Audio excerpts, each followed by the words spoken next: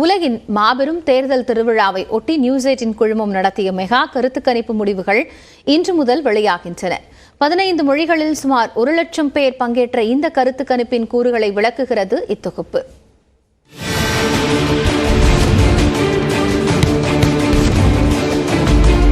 உலகின் மிகப்பெரிய ஜனநாயக நாடான இந்தியாவில் விரைவில் தேர்தல் திருவிழா களைகட்ட உள்ளது.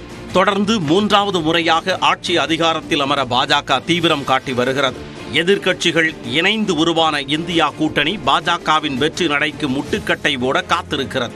தேர்தல் நெருங்கும் வேளையில் இந்திய மக்களின் உணர்வுகளை அறிய பிரம்மாண்ட கருத்து கணிப்பு நடத்தியது நியூஸ் 18 குழுமம்.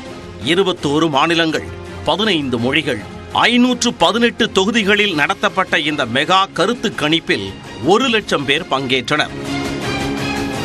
மக்களின் எண்ணங்களை துல்லியமாக பெறவும் அவர்களின் மனதை முழுமையாக அறிந்து கொள்ளவும் நேர்காணல்கள் நடத்தப்பட்டன.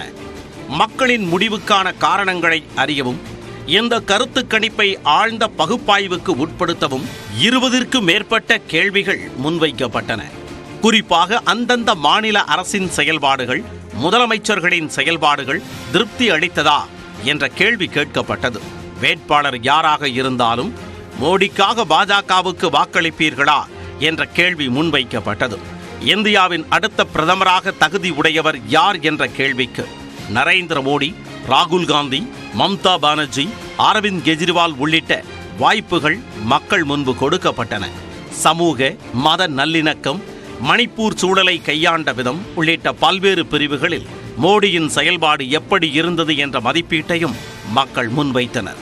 எதிர்க்கட்சிகள் உருவாக்கிய இந்தியா கூட்டணி பாஜகவுக்கு நெருக்கடியை தருமா என்ற கேள்விக்கு மக்கள் பதிலளித்தனர். சாதிவாரி கணக்கெடுப்பு, ராமர் கோயில் விவகாரம் உள்ளிட்டவை இந்த தேர்தலில் தாக்கத்தை ஏற்படுத்துமா என கேட்கப்பட்டது.